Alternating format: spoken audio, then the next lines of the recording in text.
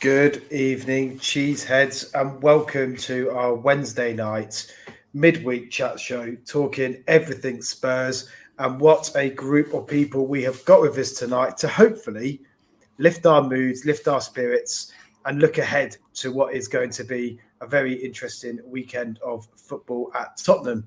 So, starting with my top right, James. James, how are you? How are you feeling? Are you back drinking yet? Yeah, have been for a couple of weeks, but it was a month of no drinking. Felt mentally rewarding. I got so much work done. It's surprising how productive you can be when you don't have a hangover 3 or 4 days a week. But there you go. Yeah, I'm feeling good, feeling happy. Yeah, I get to complain about Spurs for an hour. Yeah, I look forward to hearing your views because we haven't spoken to you yet about the shambles that is developing. And all the way from across the pond, on my favourite American, Jack. Jack, how are you doing? I'm doing really well. And James, I appreciate that public service announcement that you gave and the productivity that can be engendered when you're not hungover. But yes, I'm doing fine today. I mean, I will admit that I kind of keep going from despair to apathy to anger to despair to apathy to anger. But other than that, I'm doing fine. Yeah, and I think joining you on a similar journey, Gibbo, how are you doing today, mate? Yeah, mate. Glad to be back. Always disappointed lately, but yeah, glad to be back on to spread my positivity out across the YouTube airwaves, mate. So let's get on with it. Let's hear James and Jack's opinions on recent events, mate. I mean, I don't know, James, Jack, whether you saw us. I think, Jack, you was listening, actually. But on the Monday night reaction show, it wasn't the most positive of Gibbo's or me, for that matter, or James. James. James's dad, John. It was a very hard show for us to do, I think, with the way we felt. James, how was the game for you on Monday?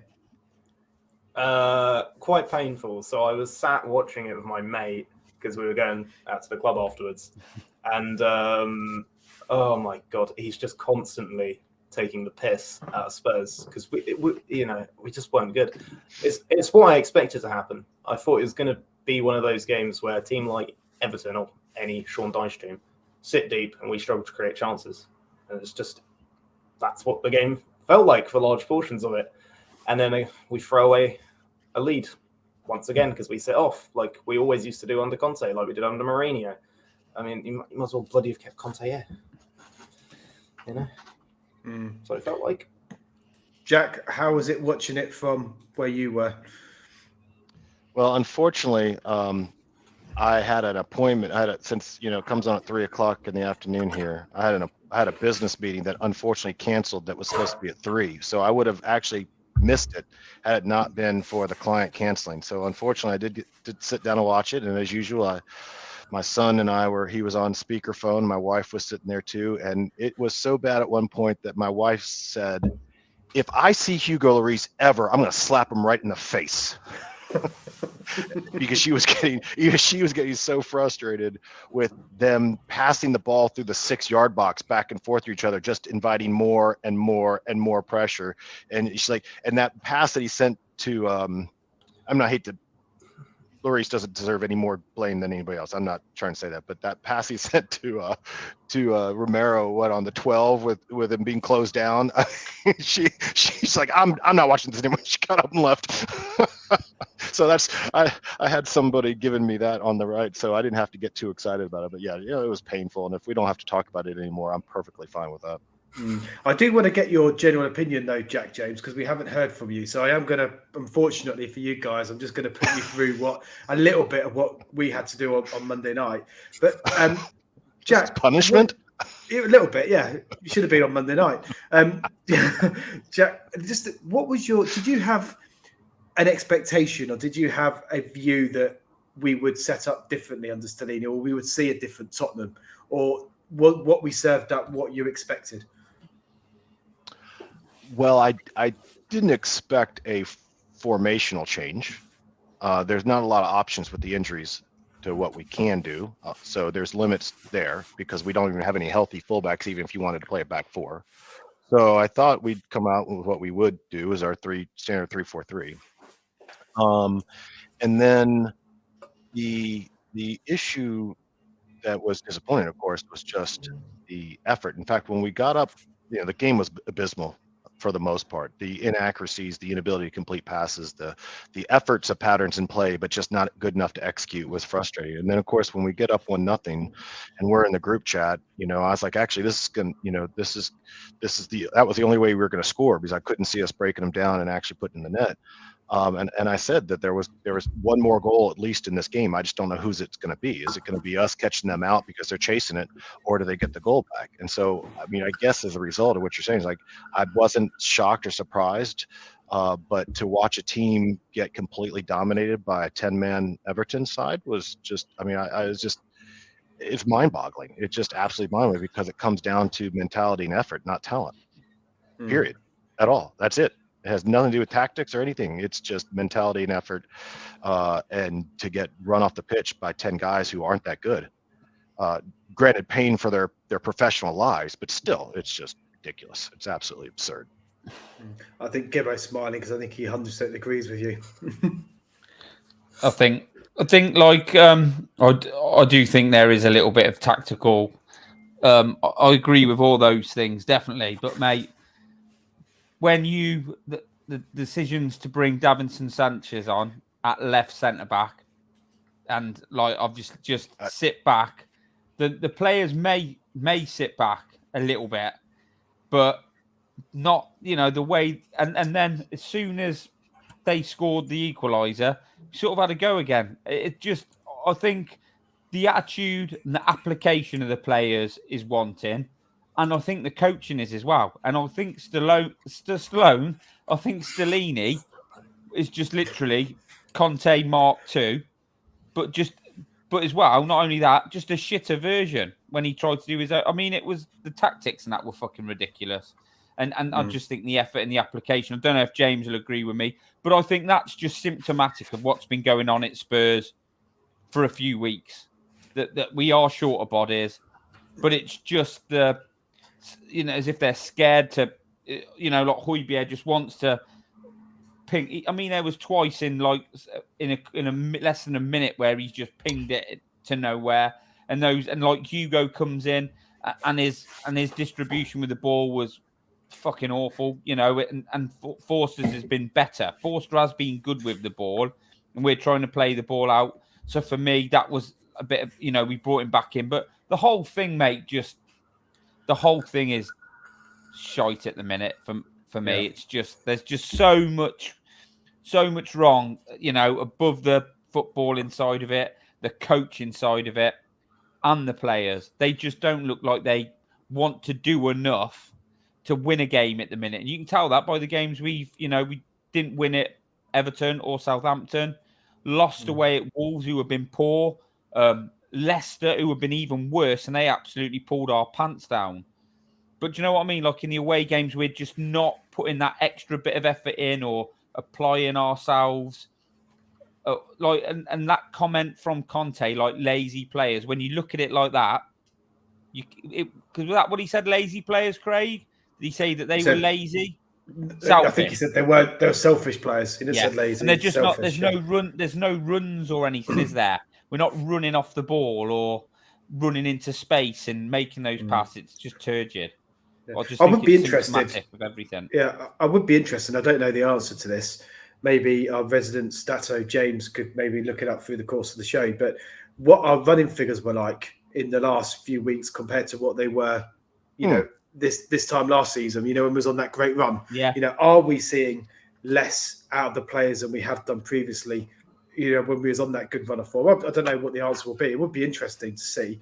Maybe James in the background, you could have a look at that. But whilst you're doing that, James, did any positive for you at all from what we're seeing? How are you as down as we are about Tottenham right now? I think so. Here's the thing, and this was obviously foolish of me. I think it was after the City game. Stellini said that Mason had helped a lot with the pre-game planning, and in that game we were good. There was a lot of energy. a lot of running, for lack of a better word. You can tell it by an eye test, right? And I was hoping we might see some of that against Everton, and we really didn't. And it's just, I mean, we're always going to set up that way. We don't really have much choice in how we set up because of the injuries and because of the squad we have, okay? But yeah, it just looks like we don't care sometimes. Why was Michael Keane allowed that much space? He's a professional football player. I don't care how. He's a centre-back, right? He shouldn't be allowed to say, space. James, no one's closing him down. That we like Mora would have been, or one of those players should have been in his face when he had that. But I think that's just a load of crap. But yeah, carry on, mate. Sorry. That's fine. No, I don't know. It's just we don't look like a team that believe we can win games still, and that's really the painful part of it. And I don't know if it's just the players don't care, because I know some of them must care. Is it just they don't have any faith in how we've set up to play? It's weird because this wasn't the case at the end of last season, was it? Or even at the beginning of this season? This comment, James, I've said this. I think we don't know. We struggle to play with the ball. Like Everton down to 10 men. We want to be dominating the ball, as me and Craig have said before, and I'm sure Jack has. Like under Pochettino, we used to get on the ball, and that's how we used to control games. But since Poch is gone, we don't have the ball. We sit back, and I think that is an issue. And I think this is right. They've just been conditioned. What do you think, Jack? I think. I mean, we've talked about this in some of our groups, and I mentioned this somewhere. My son's first coach, recreation. This is back, not a club. This is just anyone can sign up and anyone can play, and it's just someone's dad. And he played soccer, so I mean, he wasn't an idiot. But and I remember him screaming at training all the time, "He who has the ball controls the world." He'd say it over and over and over again. So here he's talking to a bunch of 7-year-olds or 8-year-olds or whatever, trying to get them to understand is if you have the ball, the other team can't score. It's pretty basic, and I know HG made a post about that as well. Is that his wife even picked up on that? It's like, if you maintain possession, Michael Keane should have been closed.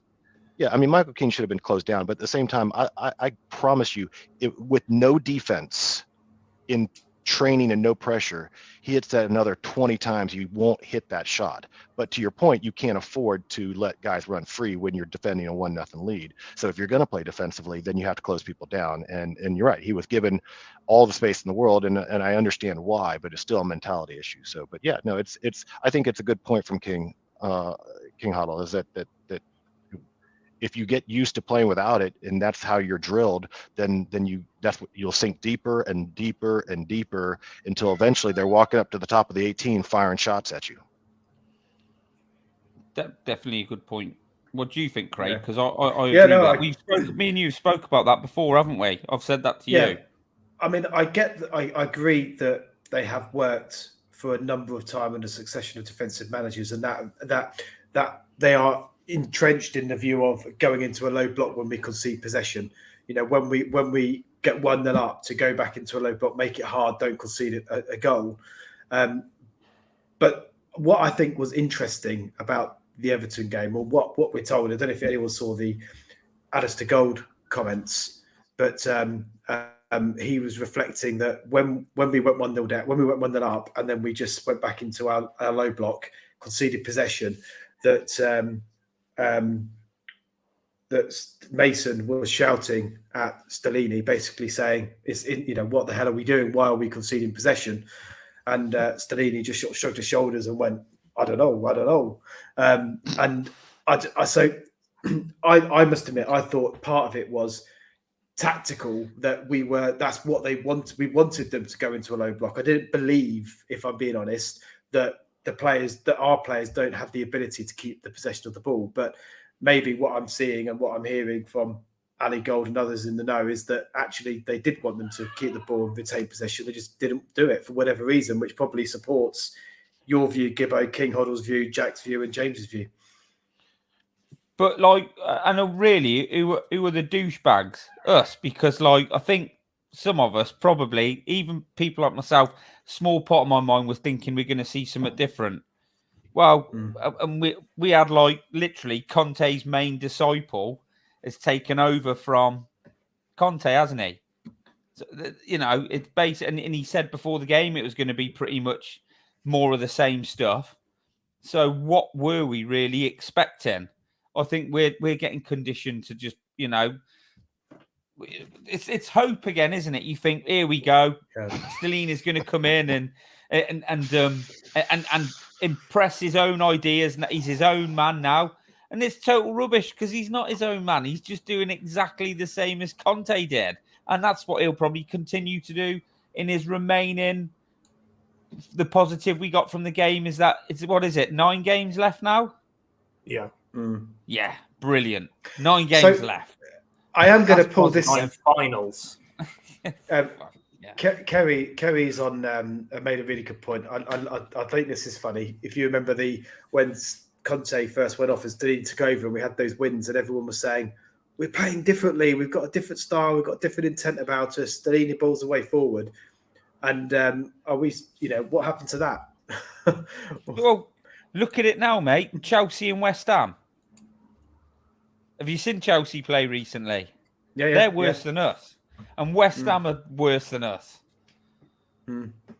Frightening. Wolves away. Like I think Adrian said in the comments earlier, Wolves, we've got weirdly, we've got a good away record. But I mean, we've dropped some poor points, haven't we? But we've dropped some poor points away from home. But we've obviously beat Chelsea and West Ham at home, who were both worse than us. And away from home, Wolves and Leicester a bit. So, what does that say about Chelsea and West Ham? Yeah. Well, and it goes back to the point, doesn't it? As bad as I don't remember ever being as down about Tottenham as I am right now. And I think that's as a combination of what we're seeing on the football pitch in terms of us, the way we go about games, the attitude, the intent, everything. But what's going on at the top end of the club as well in terms of our, the senior leadership of the club and the mess that we seem to be making, the PR gaffes over and over and over again. And it's becoming really, really hard to say anything positive about the ownership and the running of our football club at the moment in time. Jack, how do you feel about the club? Is that reflective of where you're at? How do you see it? Well, my perspective, I guess, is that there's probably 12 or 13 clubs and fan bases that would give their right arm to be where we are right now. And there's another few that probably see us as easy fodder to overtake. And then there's a few at the top, the 2 or 3 at the top. I mean, the reality is the league, for whatever reason, with all its money, maybe it's creating an egalitarian system, is that we're all pretty poor, just spending a lot of money, with the exception of obviously the 2 clubs that are kind of running away with it at the top. I mean, Villa with Emery, as you were saying, Gibbo, at the beginning in the green room, notwithstanding, because obviously they have come on like gangbusters.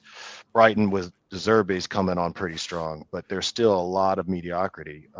My feelings about the club is, again, I'd say at the beginning of the show, it goes from anger to apathy to despair type of thing, depression, because you look at a club that has plenty of talent and potential, but it's being so mismanaged. The whole thing with Paratici and the fact that they even did that video 2 days before he gets banned for, across all of FIFA jurisdictions is just mind. I mean, it seems to be so weird that you can have a club that has such great execution operationally on the commercial side, even with the running of the facilities and all that sort of stuff, and still be so clueless on the football side and the marketing side. It just doesn't seem to make any sense. I don't understand how you can be so schizophrenic in your execution as an organization as they are. And so I just kind of look at it and say, okay, well, they're not going anywhere.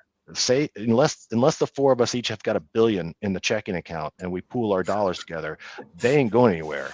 So as a result, I just have to put that on my mind, because that's one of those things that I cannot change. I have no impact to change it. So my best thing is to stay off Twitter and maintain my focus and not sure that I lose my mind, because it's too frustrated. So yes, I guess the answer is that I'm very frustrated, because it's one thing if you're shit and you know you're shit, your club is just nowhere near good enough. That's one thing. That's easy. That's stress free.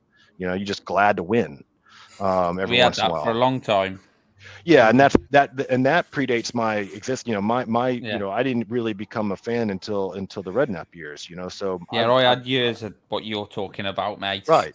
And you're just and yet, to your point, and there's a lot of people say, is at least the football was fun. Yeah, they were fun. They were fun days then, mate. They were. So they were. You're not. HE always says, like, you want to win, right? And if you can play well, great. But if you can win and not play well, that's better than drawing and playing well, and which is better than drawing and not playing well. But losing and playing well is okay. That's great. But then losing and playing poorly is the worst. And that's kind of where we feel like. Obviously the results aren't all losses, but it feels that way. So you're not getting rewarded with entertainment. You're just getting frustration. And I just don't know what to do about that, other than just hold my hands up and say, well, maybe I'll watch next game and it'll be different this time, but I know it won't be. Yeah. Can I pose this question to James and to the people in the comments? This is something we spoke about before. The ownership of the club is a separate issue, but they need to get their act together. Definitely. And it needs somebody, I think I said this on Monday, Craig, it needs somebody to come out, Levy, obviously, grab hold of it, and say, right, I'm taking the ball by the horns now. We've got to sort this shit out. It's been going on for too long. But as Jack mentioned, I live with a family of Villa fans. They were relegation fodder at the start of the season, with more or less the same bunch of players, because they haven't brought lots of new players in January. I think they may have brought one in. What they've done with that group of players, and they've got in a good coach in Emery. The players are behind him. He adapts tactics when he needs to. He doesn't sit back, no matter who they play, and they haven't been the best team. They play good football with the intention of going out and winning. And they might have to do it a bit differently against the top teams, as they do it from the lower teams and the teams around them. But that's what they do. And he has taken them from near the bottom of the league, near the bottom three, and they are now within 6 points of us in fourth. And they have done that by being well coached, not getting a load of new players in. Now, Tottenham's squad, there are players we do need to get rid of, and there are some very good players in there. But this situation can be sorted out and can be turned around quickly, and then we can push on from there, because Burnley did it under Company. They were a team who played absolutely doggo football, and fair enough, they've gone down, but he has completely turned around that style of play at that club. Somebody can come into Spurs and do that. That is not beyond the realms of possibility, and it is possible to do. But what it needs is action taken. And I think me and you have spoke about this, Craig, that is what is frustrating, the lack of perceived action. So, James, that's sort of like my take on the board and the goings on at Spurs. So, I don't know if the people in the comments agree with that or whether they just think it is a lost cause. What do you think? You can definitely work with what we have, right? Like, if you just went off how people, feel on Twitter, for example, and never check the table, you'd think we were in a relegation battle currently. You can improve with this set of players. I also do think you need to clear out the dead wood, because some players, not necessarily a case that they're awful, but they've just been here too long, and that's a mentality issue. When I'm, looking at squad stats, the thing that's really telling to me is we're scoring as many goals as we were last season in the Premier League. So that hasn't gone worse. We overperform expected goals, because Harry Kane scores a lot of goals he probably shouldn't.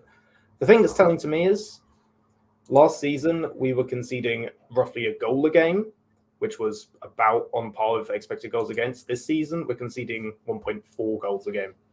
We're conceding a hell of a lot more this season than we were last season, with basically the same players and basically the same tactics, and expected goals against match up to what we're now conceding. We weren't overperforming defensively last year. The mentality is obviously not strong enough to play this way, and they've been hardwired to play this way. You can definitely work with it. As Pochettino, did when he first came in, and we didn't, we had some pretty crap players then. We had worse players then. We were in a way worse position then. And look where we went in only a few years. So, yeah, you can come in and this can definitely be improved, right, by a good manager who has an actual plan and is realistic. But, it's not the end of the world. But you can see where the obvious issue here is, right? So this is perfect. I hope whoever does stats for the manager at Spurs or whoever comes in next looks at these stats and goes, that's the bloody issue area. We have to fix the fact that we concede a hell of a lot of goals. But, yeah. It's nice complaining about it because it's frustrating, isn't it? And it keeps happening. It's the hope. It's the hope that keeps bloody killing you. Okay, but you got it, mate. There is some hope. I can see. Yeah, he needs to not be a defensive manager. I don't care if it's Steve from down the local pub if we're going to play flying football because this obviously doesn't work, and we have to have a clear route. But we all know that, don't we? Yeah. And Levy needs to stop sitting on his ass. And defense starts with the front men, right? Okay. So Liverpool and Pochettino before him, I don't think that Danny Rose or Kyle Walker were brilliant defenders. Some of the most gifted one-on-one, tactically adept defenders. What they were is blinding fast, and we used their speed to get up and down the pitch. And we had a front foot pressing style that hid some of the weaknesses in the squad. And granted, we had probably the best center back partnership in Europe for a few years, but still we played defense from the front. Liverpool, same thing. Two fullbacks that were, as we have seen, can get exposed really easily defensively when your press and your midfield falls apart. But for years, they pressed teams to death, won the ball high up the pitch. And if you win the ball high up the pitch, you don't have as many people to break down. You don't have to get around as many people. If you take that off their back line, then you're only really playing against 3 or 4 defenders, and you're not playing against 10, right? So I agree with you. I've got a lot of opinion on what to your point, Gibbo, that what we should be doing is we can't change the ownership. We're not going to change how Levy operates, but we can advocate for the type of manager that needs to come in, because that's where it's got to start. That's the only lever that the club can change, that the fans can put pressure on, is to get the right manager in. Do you know what's interesting as well? Because I've just looked to double check this. This season has been our worst season defensively, statistically, in nearly a decade. Right, from what I can tell. And we used to play far more attacking football. In the season where we didn't lose a single game at White Hart Lane, we conceded 0.6 goals a game. And we were playing very, very attacking football. The point here is... Because we had the ball.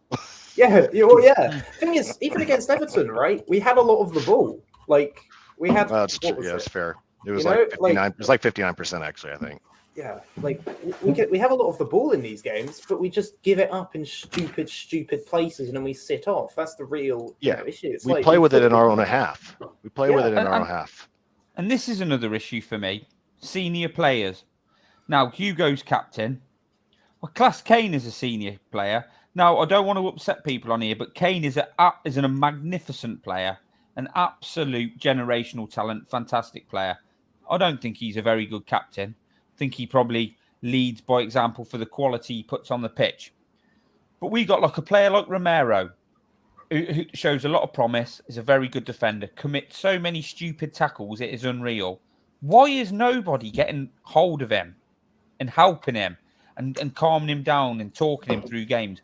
Why is there nobody when we're in, like when we do what we did against Everton, who gets amongst players and grabs players and says, come on, we need to move. Well, not just one, there should be 2 or 3. Like Hugo, all I see him doing is sort of like chuntering to himself after he's shanked a ball out of play or done a shit pass to someone. I mean, it's like I do think our leadership group is an issue as well. I don't think that. I think some of them are used to losing lots and lots of games every season and used to these performances and just taking it on the chin. You know, I think there's an issue with that leadership group as well. So we've either got to get in their heads or get other players, get rid of them and get a new group in there of people, you know, shift it about a bit. Like you'd say Kane's probably the exception to the rule because of how good he is. there's a few other people who were there who've been there a little bit too long and either need to mentally buck up or, like I said, completely shift it. What do you think, that, Craig? Because I don't think we get enough from our senior pros. I don't feel that leadership group in our changing room is very good. No, I think it's interesting, isn't it? Because Kane, arguably captain of England, Pierre Højbjerg come with us, captain of Southampton. Isn't he captain of his national side as well? Hugo Lloris, captain of France, captain of Spurs. We've got senior players there that are, captains or part of our leadership team at Tottenham, captains of their national teams, arguably very successful, national teams. But yet when it comes to Spurs, it's a weird dynamic. I just don't understand it. And I agree with you. I think we probably expect more from that leadership group in terms of, it depends how you define leadership. Lifting the group up, leading by example. I think we see Kane often, at the games and stuff, if we could see the goal, he's the one getting the ball, getting back to the halfway line, like, come on lads, pick it up. You can see him trying to G up the players. But what I don't see enough of is that, like I say, getting up the pitch, push up the pitch. What are we doing back here? Let's get up. It's very going back. Going back there and saying, look, why are we so deep? Like, mate, exactly. Right? If you watch England play, Craig, right, who do you see barking orders out on the pitch? Jordan Henderson, mate. Yeah. Jordan Henderson's is like, if Kane hadn't been as good as he has, Henderson would have been made England captain at that time. He's the one who barks the orders out. He's the one who gets in players' ears. He's the one who moves players about and stuff like that. No matter what you say about Henderson, he was key in that Liverpool team, in that midfield that worked really hard, and he did a part of a coach's job on the pitch.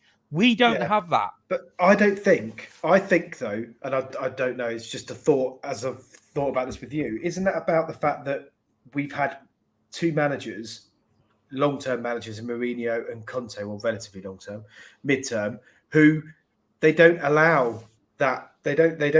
They're not managers that devolve or delegate responsibility of that onto the players on the pitch. Conte is very much, you do what I say. You see him on the sidelines, don't you? Pass there, pass that, do that. It's all very regimented, very programmed, very similar to Mourinho. So they're not in that system. They're not in that team dynamic whereby they're given that responsibility to do that, which I think we saw perhaps under Poch. I think there was given more responsibility to be leaders on the pitch. And I don't know whether that plays a part in it. I'm not making excuses for it by any stretch. No. The senior leadership group absolutely needs to do more. But, you say anything, people model the behaviours that they see. And who's their senior leaders? Who's the senior leaders at the club? What do they see from Levy? What do they see from Paratici? No, they see nothing from them, do they? I mean, Levy's not a footballing guy. But I don't know what you think, James, but there's no way I do not want Kane to leave. And like I said, he is probably the best player I've ever been at Spurs. But I don't think he's a very good captain. And if Hugo leaves next year and a new player and a new coach comes in, be interesting, wouldn't it? Because if he got someone in or there was a player there who he thought, oh, this is the guy I want to be captain, how that would go down. Because I think Kane's just a bit of it in the changing rooms before, let's do this, boys, let's do that. And I think once he's on the pitch, his mind's focused on what he needs to do because that and what he's good at. I don't think he's a very good captain. I don't think he has the innate ability to lead. I think he's in that position because of his quality, not because he's innately charismatic or good at leading people, right? Yeah. And I think the other issue is I get this huge sense at times that our squad don't believe in what they're doing almost, tactically. Like we sit so deep, but they don't follow the style to a T, which you have to do. Surely that's been attempted to be hardwired into them. Yeah, you'd think we should have leaders. I think we have a lot of the same kind of leadership. The ability, or race. But it's not. They're not the guys who, when you're 2-0 down, turn around and grab you. But it's weird because I remember a while ago, you and me, Matt, were agreeing, we need to win a game of football normally because we were, at that point, winning every game from 2-0 down and coming back.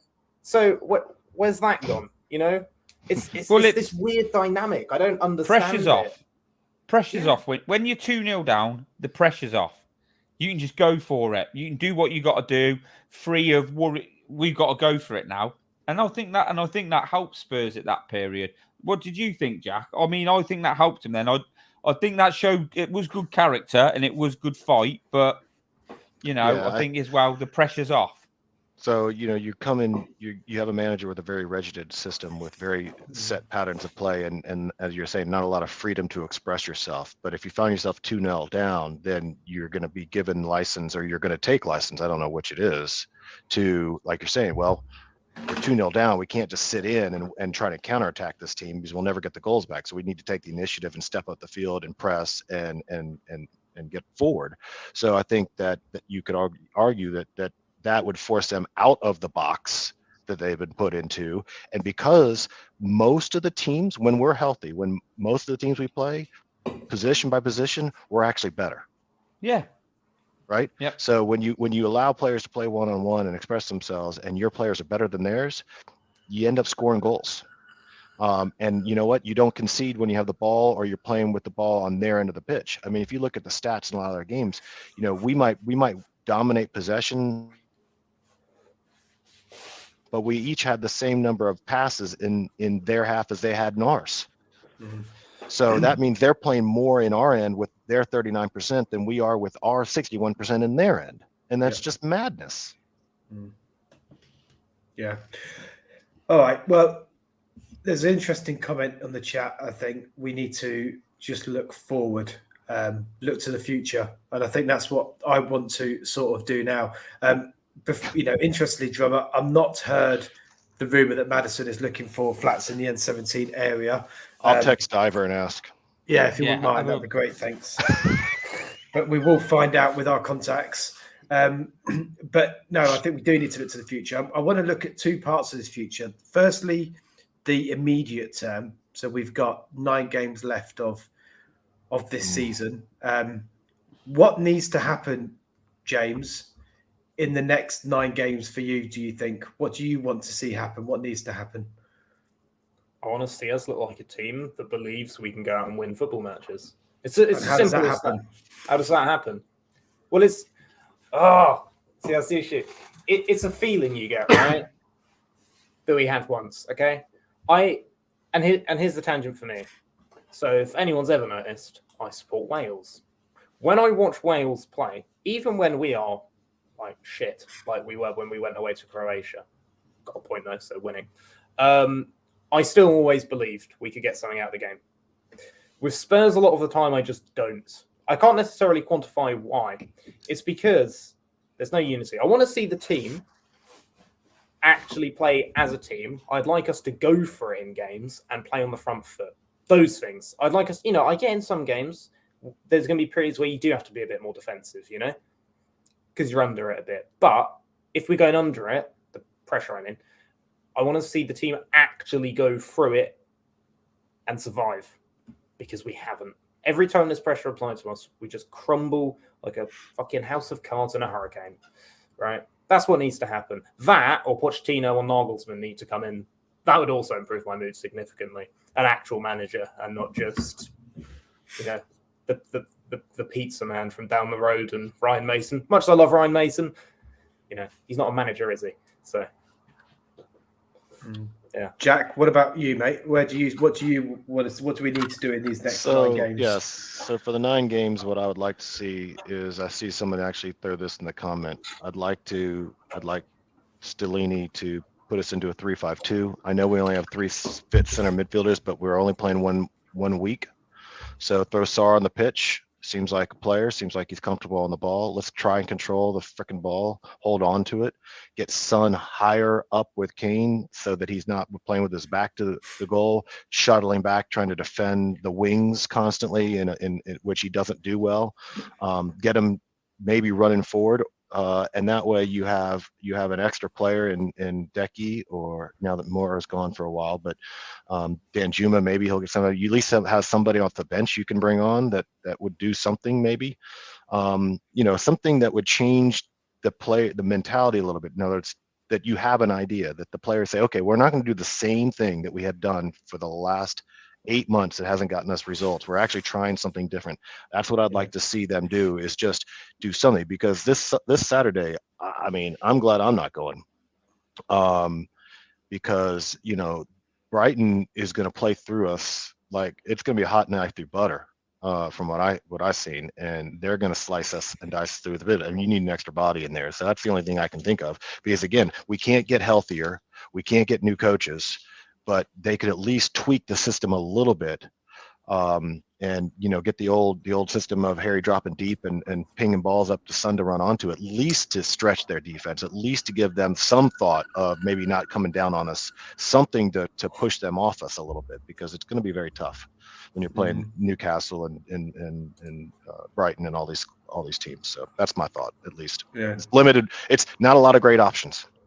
No, it's not. Gibbo, do you agree? You got a different plan? Yeah, mate. I think King Hoddle in the comments is like reading my mind. I want to. He's on fire tonight. Yeah, I want to win every single game. I want Spurs to win every single game.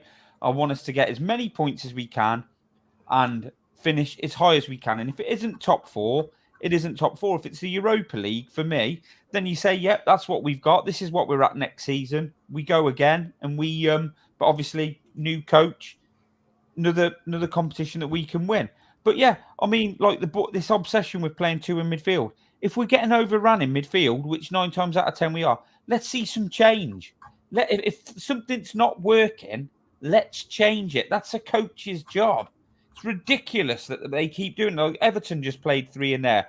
Decore, Onana, whoever they had in midfield, I can't remember the third one. They just literally, even the poor teams, outplay us in midfield. So let's change something up. Let's go out to get as many points as we can. Let's try and impose ourselves, even though we've got injuries, on the other team, especially at home.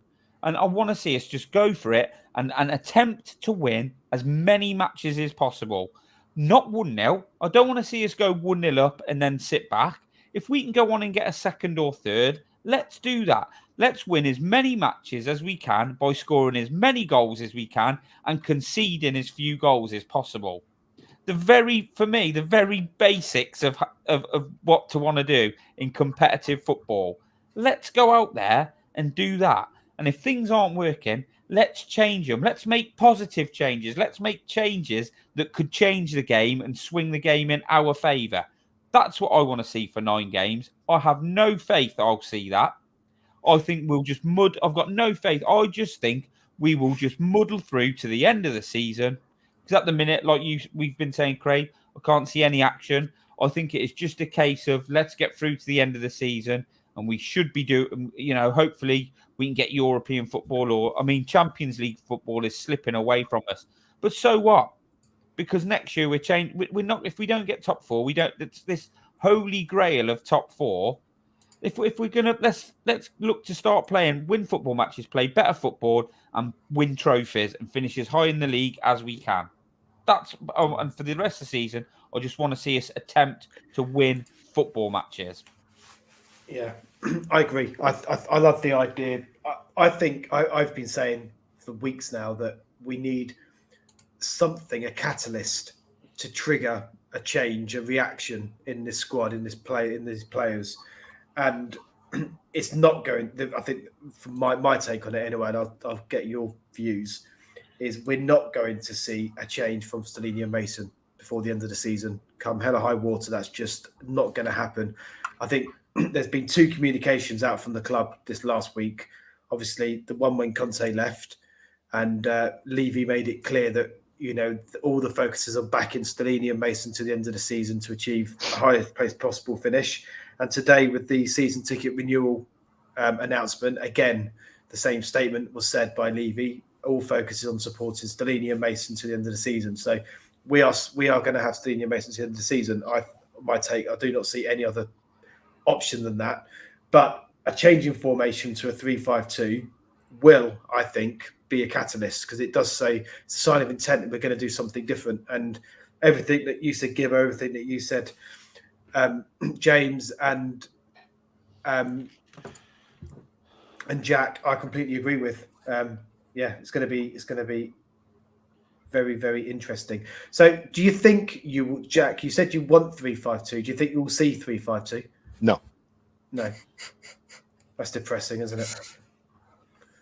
I mean, I don't know why. There's no evidence to suggest that we would, but I would like to see it. Maybe because Lucas is not available and there's even one less paper, they might even consider it for a moment. Hey, maybe we should change formation. It would at least put another attacker on the bench, so if we need to bring someone in, but I don't think so. No. Craig, can we, obviously you're going on to a next point, but maybe this will lead us on to it. I'm just thinking. So I've said for a while, haven't I, that I sort of think that I didn't think we'd win at Everton. I didn't think we'd get a positive result, which the 1-1 draw is a point, but it felt worse than a draw. And I said we'll get to Brighton at home, and I think we'll struggle, and I think the board will turn. The fans will turn on the board even more so, which could force Levy's hand into making a rash decision. Whether that be appointing, I'm not saying in a negative way, but maybe, I better go and get Pochettino or I better go, I need to appoint a manager. They're getting on me. I'm going to have to go and appoint Brendan Rodgers or something like that. I'm not saying it'll be the right decision or the wrong decision. Yeah. But so what I was going to say to the lads on the panel and the people in the chat is, if we lose to Brighton at home and then struggle away, at home is it Bournemouth, the game after that? Bournemouth, yeah. At what point, or at any point, do you think they go, this Stellini Mason thing ain't working, we're going to have to get someone else in? Or do you think no matter what happens, they just roll with it? Yeah. So that's to who to anybody? Yeah. And you or James, yeah. Well, I wouldn't bet any of your money, let alone mine, that they're going to make a managerial change between now and the end of the season. But if forced to, the only way I could see that happening is because Nagglesman or Pochettino were agreeing to come in. That I don't see, because the other managers that would possibly do a good job and tick a lot of the boxes that I think need to be ticked are not leaving their clubs with 5 games to go in the season. So it has to be someone out of work. And so those are the only two, because Nagglesman, maybe he says, well, if you guys are willing to appoint Frank Lampard as an interim manager, I don't want any part of you. Plus, you'll fire me in 2 years anyway. So, I might as well go somewhere where I've got a chance to stay for a while. So that's the only thing I could say is if one of those two camps were to say, hey, we'll take the job if you offer it to us, that would be the only way I could see it happening. James? Yeah, I have to agree. I think unless we lose 4 or 5 games in a row, or Nagglesman or Pochettino or whoever Levy wants becomes available, then I think this is going to be our management until the summer. Even if it really goes tits up, because I know we didn't lose to Everton. It didn't feel like, or Southampton. They just felt like worse than a draw. And if we play Brighton and they beat us at home comfortably by playing good football and play us off the park, it might kick some get shit done into Levy, and he might go out and have serious conversations with whoever we're attempting to appoint. But I'm not really sure what the long-term plan in that department is. Are we just gonna hang around, have a smoke out back, and then see if we can get something done in the summer? Yeah, that's kind of how it feels at the moment. It's an interesting one. I've been talking to Gibbo on this, James, about what's going on at the club, about the lack of inactivity, and my take on it is, and I'd be interested to get your guys' views, and again, those listening, please write in the comments. Do you think that Levy has just gone in a state of paralysis whilst we await the outcome of this appeal with Paratici? Is it like nothing happens now until then? It just feels like Levy has put all of his cards, all his eggs, if you like, in the Paratici baskets. He's clearly backing him. He, in terms of, if he wasn't backing him or he's going to move on, he would have dismissed, wouldn't he? I think straight away.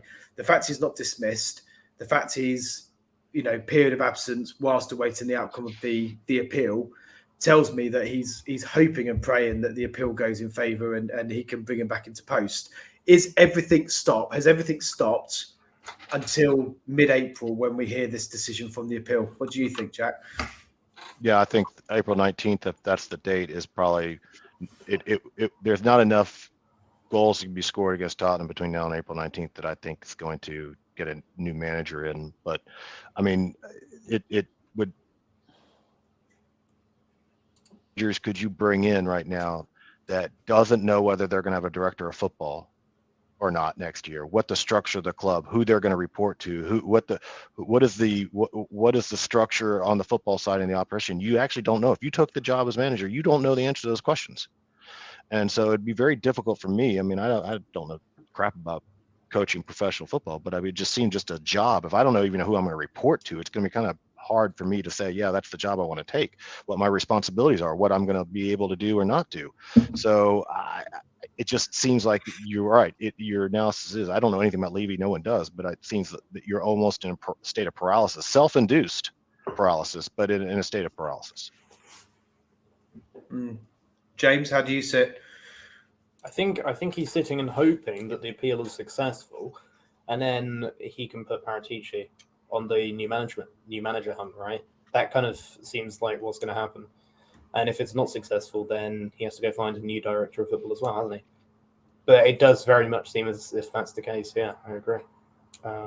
Because otherwise, I don't think he'd have basically put Stellini in charge. I mean, the fact that Stellini wants to stay in the first place, I still find bizarre. But yeah, I can't get over that. I don't know if it's more of a plea because Levy doesn't, he won't do it on his own unless Paratici's back, and he can't do that until the appeal goes through, or until we find out the decision of that, and therefore he's hoping that Stellini and Mason can kind of do a job until they can look for a new manager. But I don't think it's rocket science. Surely there's someone else in the board who understands football, or anyone in the board. I mean, you could go down the local pub and someone could tell you something about football, couldn't you? Weird. I'm going to go on a rant. Sorry, I'm going to go on a rant quickly.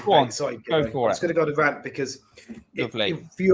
I think we all agree that we've both said that we think they're in a state of paralysis, essentially. Nothing's happening, waiting the outcome of Paratici's April 19th appeal. My issue is twofold. Brighton, example of a model club that does things well, has a good scouting network, everything else. When Potter was there, the chairman knew that eventually Potter was going to get picked and go to a top four club. Chelsea come and called, took him away. Immediately, they went out and got Diverdi, whatever his name is. Deserbi, thank you. They clearly had identified him, picked him as the next successor to Potter, and on their list, they went out and they actioned it quickly, got it done. Now, the issue I've got with Levy now and the club is Paratici. This cloud's been hanging over him from the day we appointed him. There was always a risk this was going to happen. Since the day that Conte was appointed, it was always known that he would probably be here for a season and a half, 2 seasons at best before he would leave. Where is our contingency planning? Where is our thought process around who next after Conte? If Paratici gets found guilty or whatever is found to be corrupt, what happens then? Who are we going to bring in next? That lack of planning really irritates the life out of me because I just think it's this example of the inaction that we've seen from the board, the club.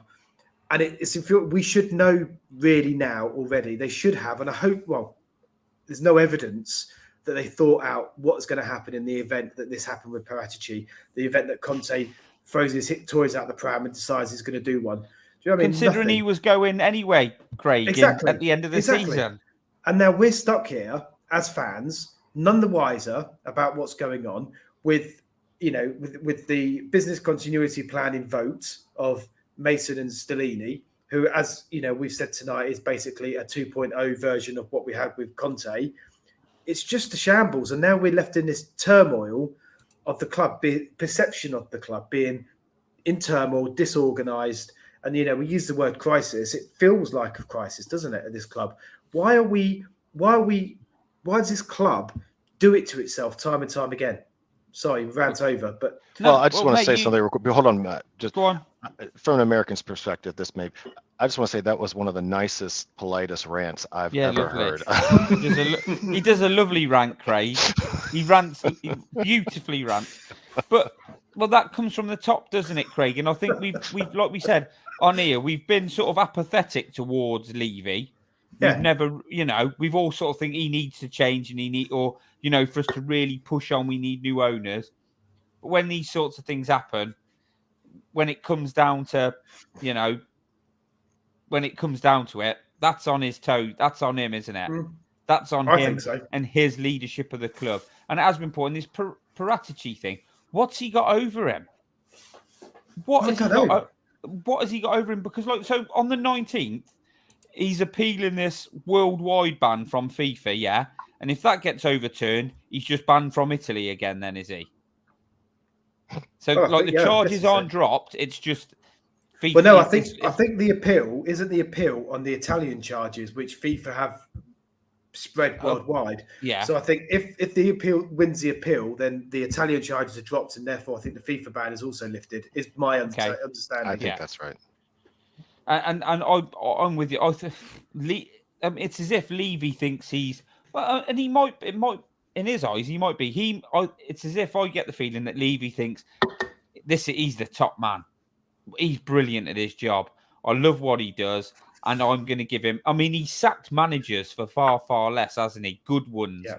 So it's just like, he must have absolute faith in him, or he's got pictures of Levy naked in a nappy or something, sucking a fucking dummy, something stupid like that. Look, you know what Levy, I mean? It's At this point, if he does have those photos, we won't judge you. This is a safe space. We will just not do the right thing for the club. Look, if you do the right thing for the club, we can overlook whatever embarrassing, kinky photos Paratici has of you.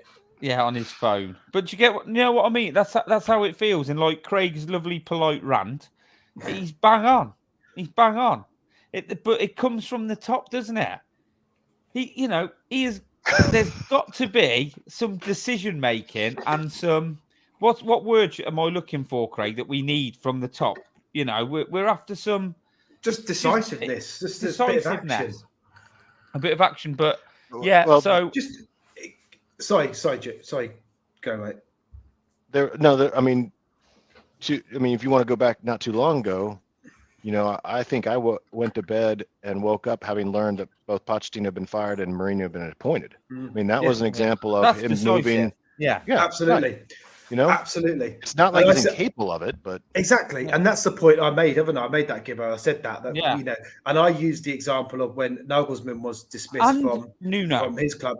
Yeah, and Nuno. But when Nagglesman was dismissed from, was it Dortmund, Munich, whatever one it is, whichever team, and Bayern. Thank you. Nagglesman was dismissed. They immediately the statement went out. Tuchel was announced at the same time in the same statement. He's gone. Tuchel's in. Do you know what I mean? It's making an announcement with clear next step. They've got a plan in place for what's going on next. We've just done this thing, and it's not the first time we did it. We did it Mourinho.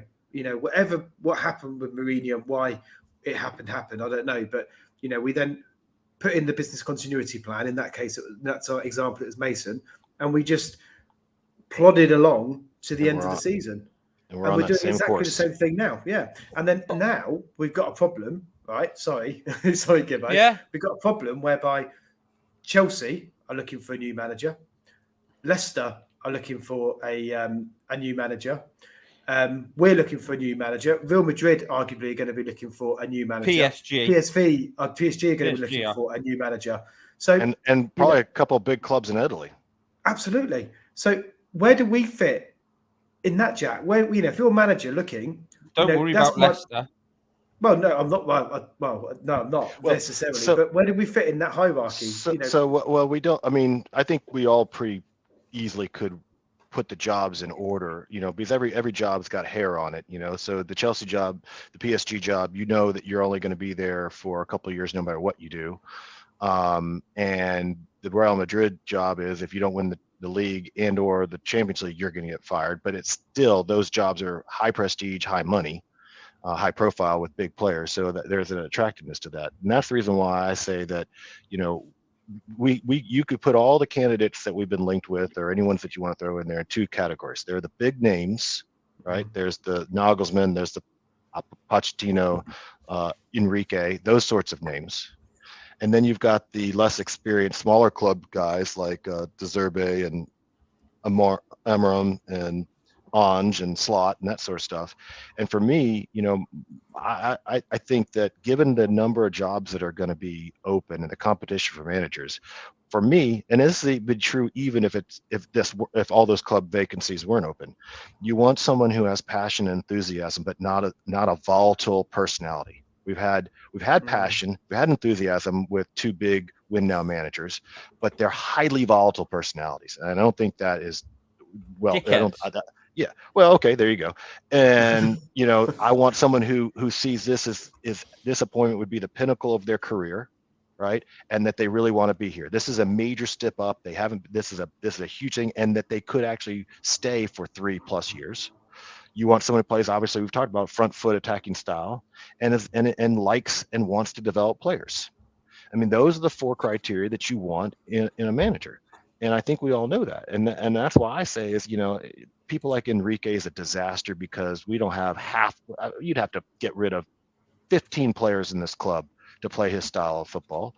Pochettino has, I don't need to say anything about that. Nagglesman, I think, has the style and the tactics, used to working with youth, intensity, but is this just a stepping stone job? Would he just be trying to get here so that he can get the Real Madrid or maybe go back to Germany at Bayern Munich at some point? I have no idea. I just don't know enough about the guy. And that's the reason why I'm a fan of saying we should be looking at, I think we're not going to hire De Zerbi because I don't think that Brighton will let him go, but I'm pretty sure that we're going to wish we did. I think that the guy at Sporting, I don't want to pronounce his name wrong, but I think that Amorim doesn't spell that way, but I think that's the type of manager. I mean, I can Slot and the guy up at Celtic, Ange, both have issues, but that these would be huge jobs to them. This would be the pinnacle of their careers, and they have loads of enthusiasm. And they play the right style. They play that you wouldn't have to reconstruct the squad if you brought Amorim in. I mean, they already play a 3-4-3, so I think that's where we should be looking, because those sorts of managers I think would be successful at our club. You just want someone that the fans are going to give time to, and I'm not so sure that the guy from Celtic would have the time. But I think De Zerbi or Amorim would, and maybe Slot. I just know a lot less about him, I'll be honest with you. So, I mean, let's be honest. When you look at the betting, Brendan, and betting means nothing. It's just what people put on. It can be like Brendan Rodgers is top for convenience. So you got Rodgers, Nagglesman could come in. But he's the big name. You look at this. I think you can put. We won't be competing with Leicester, and I think there's not a lot of money in Italy. So big. If they get a chance to come to Spurs and Chelsea, that's what they're going to pick. But Chelsea's always going to be picked above us. PSG probably as well, because of that shot of winning the Champions League and going there and winning a couple of leagues should be pretty easy. Then you've got Pochettino, Potter, Slot, Company, De Zerbi, Frank. Those are the sorts of managers we need to be looking at. That's the coaches. That's what we will. I think that's where we will be sort of shopping, and that's what we've got to look at. Look, Jack said, somebody who comes in and does all those things. We want somebody who wants to come in and thinks this is a really good opportunity for me and I can build something here. Whether they can or not, at least in their head, think that and go to do that. And that's what we want. I mean, De Zerbi might be tough because, he might take Brighton into the same cup competition as us. Us and Brighton may be playing in the Europa League. But there's definitely good coaches out there, more so than when we had the Nuno debacle. That, and James will know a little bit more about some of them, but there's definitely coaches out there, James, it can come and improve the standard of football we're playing, improve some of our players, which is what Pochettino did, improved players. And, what people forget is when it wasn't going very well for Pochettino, he got rid of the big time Charlies. Just said, I'll use these players, and he coached players and made them better and built what we got, when we got to the Champions League final, built that, and then there were players who played under him, who he coached, that when he stopped coaching them, went rubbish. So it's the coaching's a massive. Like somebody put in the comments, it doesn't matter who the coach is. It does. It does. And It absolutely does. Especially at Spurs, it does. Because you have to coach players. You have to make players better. You have to make the team greater than the sum of their parts. You have to extract everything you can from them. And whether that's running an extra, putting in an extra few yards, working that little bit harder. Just that's what we need. And that will make a massive difference to Spurs. It will. I totally agree what they say about the board and stuff like that. But a good coach with the right attitude and the right mindset will make a massive difference for our football club. Sorry. I agree. No, I completely agree. James, what's your who would you want to see next manager? Who would you put your money on? Who do I think it will be, or who do I want? Well, who do you want? Who do you think then? Let's do both. Why not? I want Nagglesman. You do want Nagglesman, yeah. Nagglesman and then Pochettino. Those are my first two. Gotcha. Because who do I think it will be? I was thinking if it was going to be Pochettino, it'd already have been Pochettino, but maybe Levy won't appoint anyone till Paratici's back. That does seem likely. So, in which case, I think maybe it won't be Pochettino. Reason I want Nagglesman. Yeah, as my dad said, Sean Dye should have improved us. Yeah, he bloody would have, actually. As sad as that is to say. Well, he's a good manager. He isn't a bad manager, but... He would have adapted, James. Yeah, he'd have coached players. He'd have adapted. That's what people won't have. That a certain group of people won't have. You're right. The thing is, the reason I predominantly want Nagglesman, he's young. He'll see it as a good opportunity. It's his first job in England, right? He plays attacking football. He is tactically adaptable.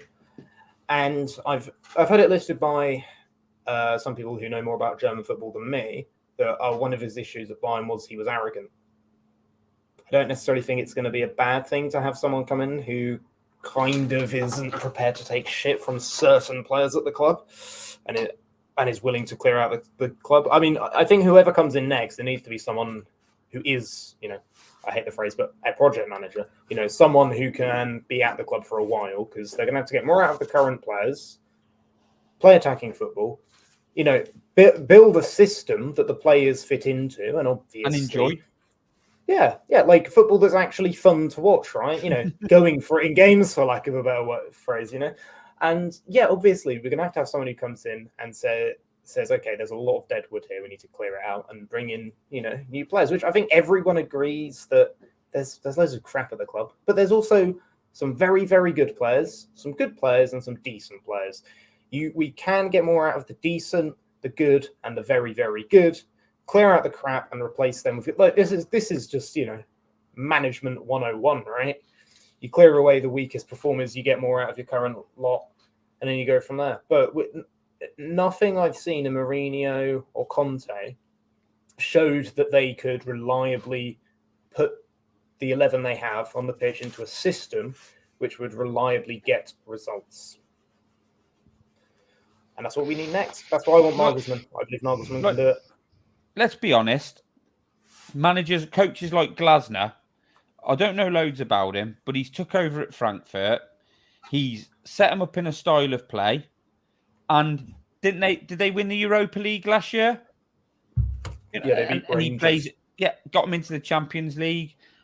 Played an attractive style of football. That can be done at Tottenham Hotspur. That's not above the realms of possibility. Coaches can come in and they can improve these players and they can make the player more enjoyable for the players to play, which will make them play better. More enjoyable for us as fans, which means it's easier to get behind the team, even though that's what you should do anyway. But it always is a little bit easier when you enjoy what you're watching. There's coaches out there. There's plenty of coaches out there that can come and do that for Spurs, and they don't have to be a massive name. I think part of the fan base now I don't know if you agree, Jack, just a part of the fan base now just wants something they can get behind, like when Pochettino was there. And people say you're always going on about Pochettino, but that was a great period of football, to watch football at Spurs and enjoy being part of. So, I think that there are coaches out there that can take us, because at the minute, mate, we finish top 4 and win nothing. We sort of challenge for top 4, don't we? We finish in there sometimes and sometimes we don't. But that's what we aim to do. But if we can do that playing crap football, why can't we do that playing better football and also have a little bit more chance of winning a trophy if it's under a manager who isn't like a massive name? Surely that's possible, isn't it? Well, that's the whole thing. I think that you the focus that we've talked about, and you mentioned just a minute ago, Gibbo, of focusing more on the characteristics. I mean, that's the reason why James wants Nagglesman. He's looking at the characteristics. It's not. Yeah. I assume it's not just the name, because the most successful managers of the era that I'm familiar with are Joel, Redknapp, and Pochettino. And if I've got my history right, I'm not sure that the fan bases were screaming, for those managers. Those were not the biggest names available at the time. We were tried they? to get Van No. Gaal instead of Poch, right? Right. In other words, I mean, we don't want to get trapped up with a name, because honestly, you don't know who's going to be successful. You don't know who's going to be able to adapt. You don't know. But if you say, okay, here's our principles as a football club, here's what we want to have in a manager, right? This is the direction we're going. Here are the characteristics that this manager needs to have, because as we said, ownership ain't going anywhere. So this manager is going to have to deal with what he has to deal with above his head, and he needs to have the personality to do that and live within those constraints, whatever they may be. And that should allow someone to go through a selection process and say, okay, well, you know what? And I keep throwing out Enrique just because he's a big name. That should exclude him. I'm not saying he's being considered, but that category manager should be automatically excluded, in my opinion, because one, we've gone down the road of managers who are bigger than the club, or at least think they are. You know, right? And so we shouldn't be doing that. You should be looking for the person who's, like you're saying, is you don't know who's going to be your next Pochettino, but you should be looking for that sort of candidate. Period. I'd love Newcastle to get too big for their station, sack loads of money, and then we'd have someone like Eddie Howe, because the job he's done at Newcastle is fantastic. He has improved he has improved players there. I was a huge fan of Bournemouth. Fantastic. He did team. wonderful. I mean, people sometimes forget what he did with Bournemouth. Yeah. I mean, there were people who said, "Gosh, I didn't even know Bournemouth had a football club." Right? I mean, where were they 8-9 years ago? I had never heard of them. And I was following the championship.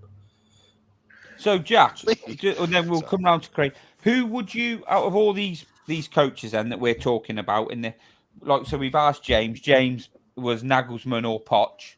Where's your head at?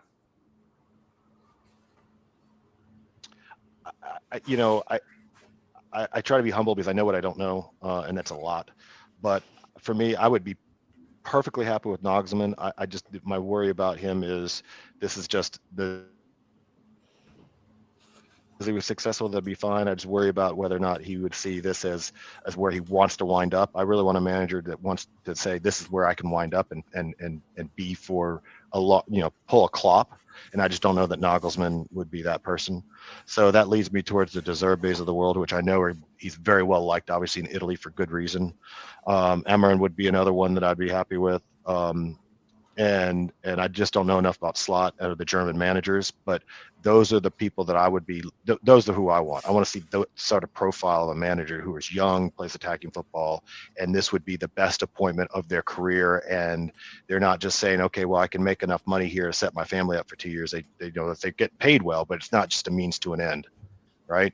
And that's why I feel like with Conte, it was a means to an end from the beginning, and Matt, just a convenient appointment for him until he got his next gig. I just don't want to see that again. No, Craig. So because you're host, I'm going to come to you because I think you've found a couple. You've took like other people's views on, and you found a couple of you've come across a couple of candidates that are in the listings, haven't you? That who do you yeah. like? So I mean, I've always been an admirer of Postecoglou at Celtic. Anyway, right from the start, if you remember, Gibbo, I've put it in the group chat for ages that I think he would be a good choice for manager. He's a big character. He's been successful pretty much wherever he has been.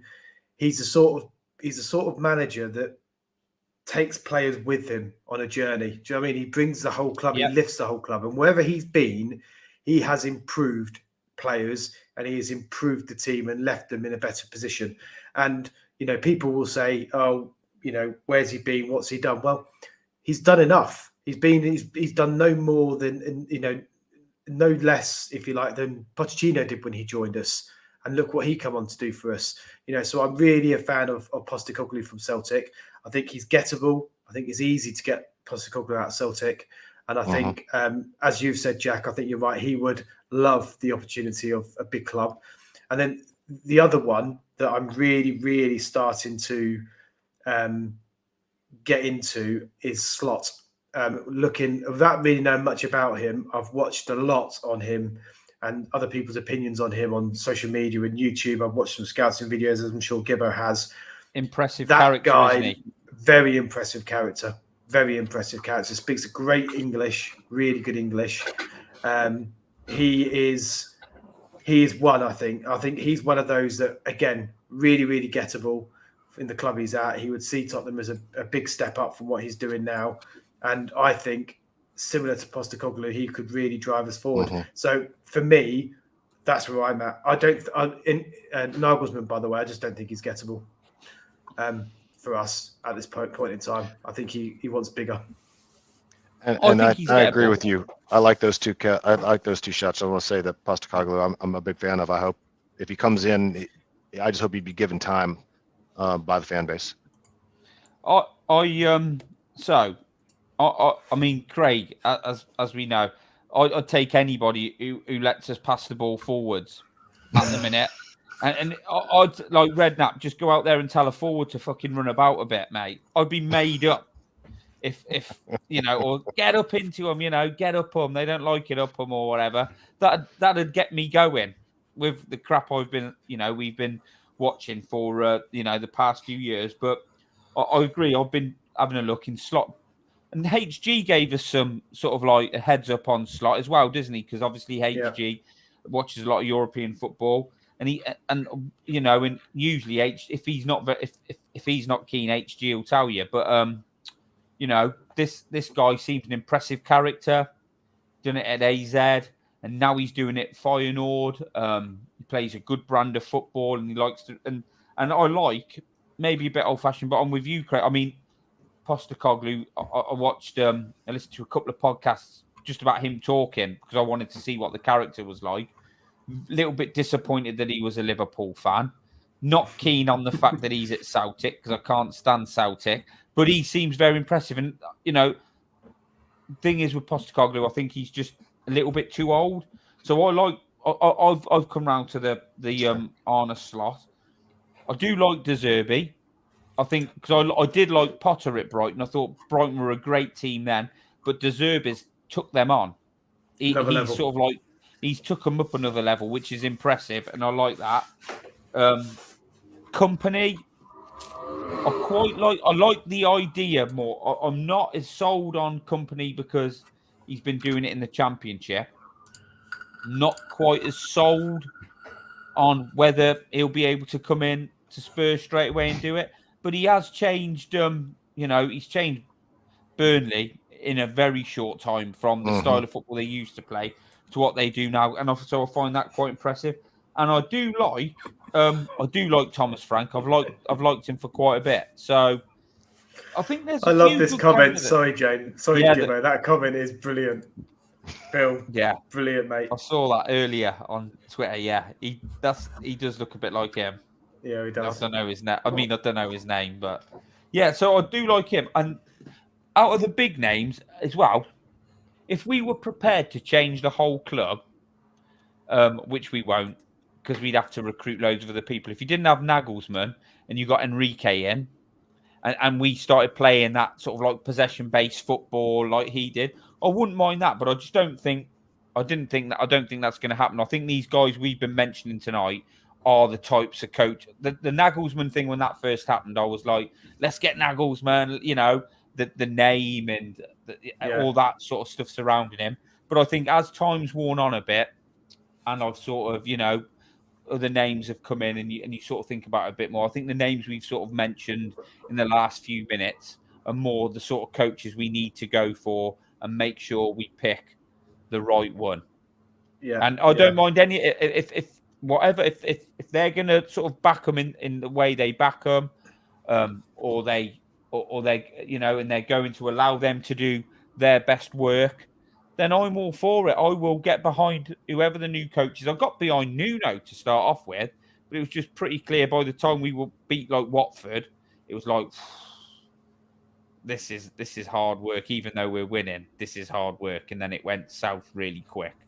Yeah. So it needs to be somebody who can come in and implement their ideas, get what they need off the club, knowing that full well they're not going to just be able to go and buy Bastoni, Hakimi, Barella, and all these players. So, yeah, I think there's a few good candidates there. There is. I've just brought up the Arne Slot high-level statistics. Kerry King asked who is Slot, needs to do some research. I thought, well, I'll just give you a little bit of an insight into what he's about.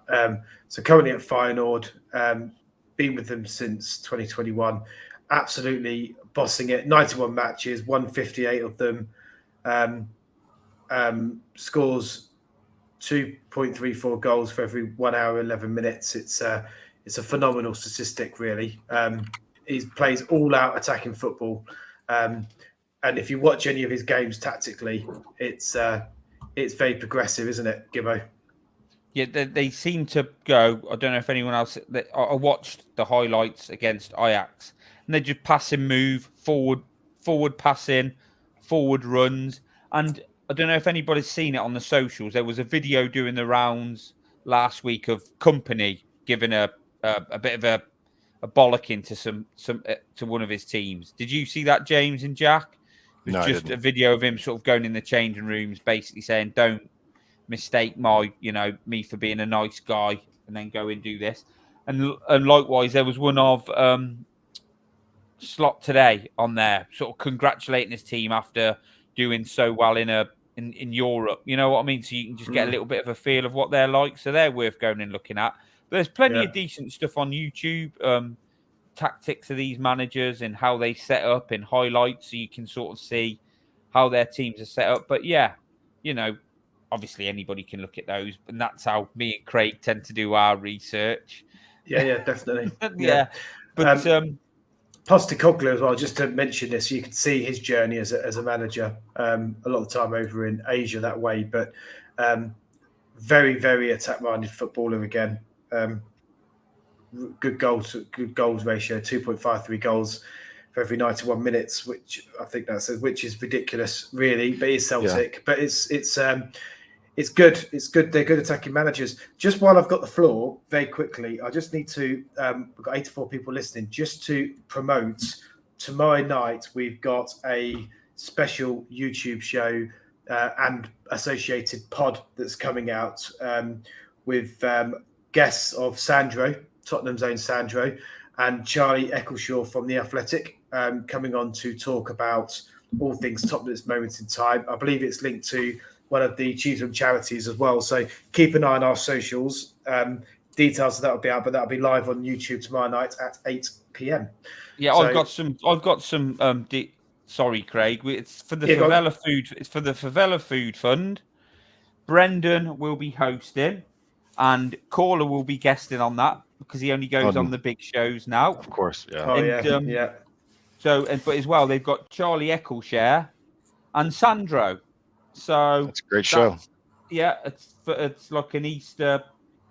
It's a show for over Easter for hopefully for people to see about the charity that Brendan's trying to get us to support and stuff. So if you could watch that's fantastic. Yeah, which I'm sure everybody will, all the cheeseheads will be watching. But yeah, that's a little heads up. Keep an eye on the socials because I'll be posting stuff out there to give people a gentle reminder. So if you can retweet it and put it out all over the place, that'd be great. But yeah, that'll be a good show. And that's a Looking forward YouTube to tomorrow watching night. that. Is what you're saying? Yeah, Yeah. 8 p.m. And then it will also be put out as a podcast on Spotify and the normal channels. Yeah, it's good. We've been going for hour 24. I guess what I would like to sort of finish on, I guess, is a look ahead to the game at Brighton on the weekend. I did famously state on Monday that I'd sold my ticket, which I had. I then backtracked my decision. Oh, you did? I did, and bought another one on the exchange. 2 seats down from my normal seat. So I'd be interested to see who's got my ticket, but 2 seats down and paid a tenner more. So I'm actually a tenner out of pocket for my my endeavours. But yeah, I'm going to be at the game on Saturday for my sins. But what are you expecting, Gibbo? How do you see it going? My initial thought is a pants pulling down exercise. I think, like Jack said earlier, they'll go through us like a hot knife through butter. But obviously, I will watch it. And I will be hoping things change, and I will be hoping that we can win. I'm just a little bit, don't know what if we get a reaction. I thought we might get a reaction after Conte called them out. We never. Hoping that we're at home. I think the crowd might be a little bit flat, obviously. And if things go bad, the crowd will get quite... I think I was at the Man United game with the Nuno game. If it turns like that, it's not going to be good. So I ain't sure, mate. I'm not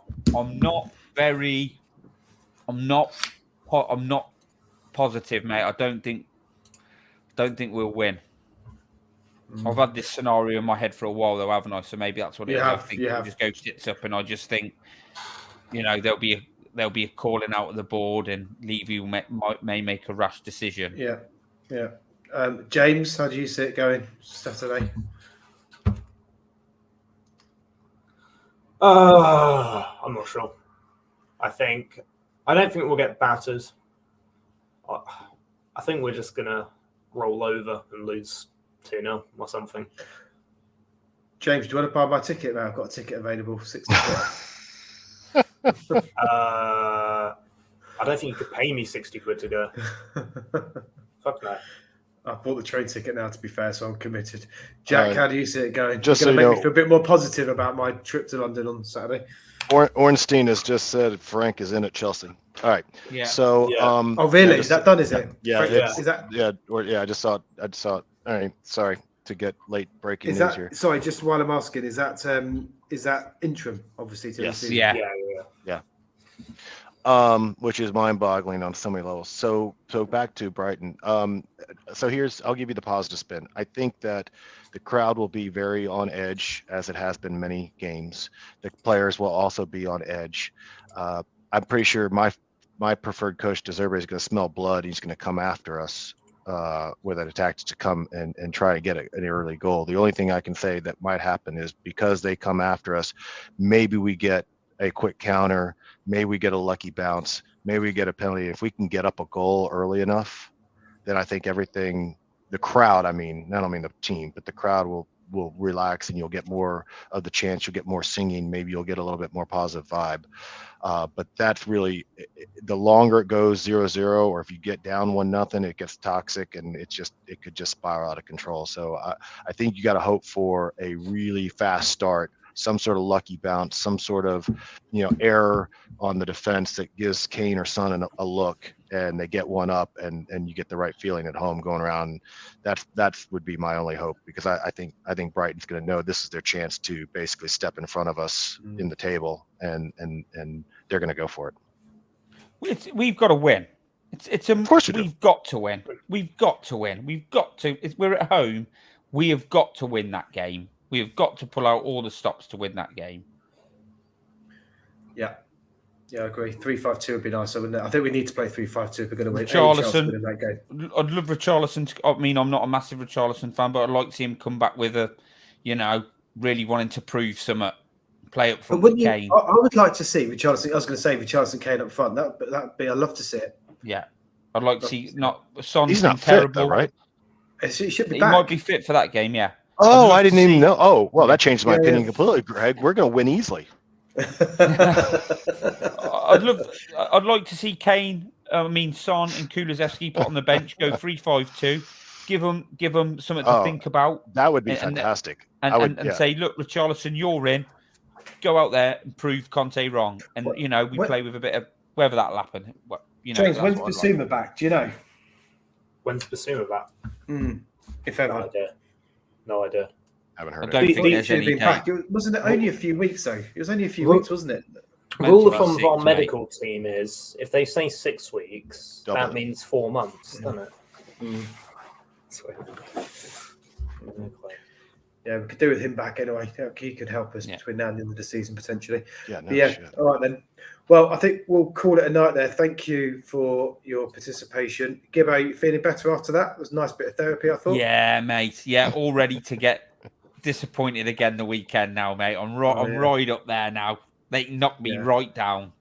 Yeah, we're on this emotional roller coaster, aren't we? Yeah. Week in, week Yeah, out. back on the top. It's hard. And Jack, what are you? Any nice plans for the day? It's morning, were you, wasn't it? Yeah, it'll be a 10 a.m. start, so I get to start my weekend with this. That's one of the nice things about the Monday 3 p.m/8 p.m. game is that I can get through a whole weekend without, having anything ruined. But yeah, no, it'll be 10 a.m. I'll be there, of course. I'll be watching. So yeah,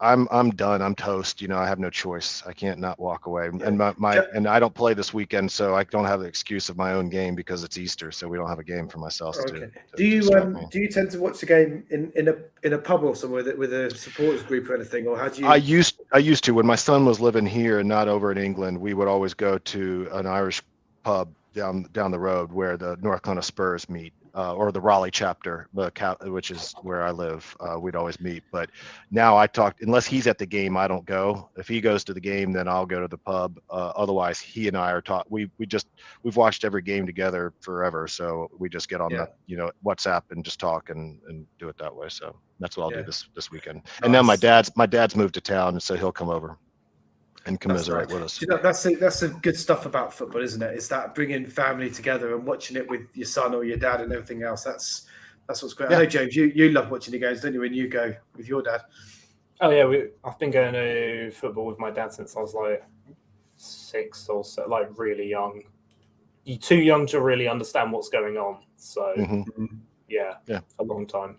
Yeah, we've been through we've had 5 bad years, but I'll never forget the minute Mora put that third in against Ajax. My son's 14 now. He's bigger than me. But on that night, we scored, and he was like in here, up to the chest, just grabbing hold of me because he didn't know what to do. It was like mad. Yeah. That's what it's all about, isn't it? What was the game where the year we got to the final, the home game at Wembley where we had that comeback again in the groups? Who was it? I'm trying to think of the team we played against, some Belgian team. PSV, yeah. Was it that one? Yeah. Yeah, it must have been. Because I remember we won it 2-1 after going 1-0 down. I just remember me and my dad went absolutely mental. It's probably last night. Oh, yes. Yeah. That was great. Brilliant. That's what makes it all worthwhile, isn't it? Like, no matter how rubbish it is, spending that time, in your case, Jack, with your son, talking to the game is brilliant, isn't it? Top notch. Yeah. Well, that's what's great about technology. 10 years ago, we couldn't have done that. It would have cost a fortune. But now, WhatsApp or FaceTime or whatever, it's free. So it's brilliant. Yeah. Well, I shall be at the game, so I'll report back on the Monday show about how it all was and the atmosphere and everything. Hopefully, we got something a bit more positive to talk about, but we shall see. But yes, last thing to say, I guess, is come on, you Spurs. Come on, you Come on, you mother.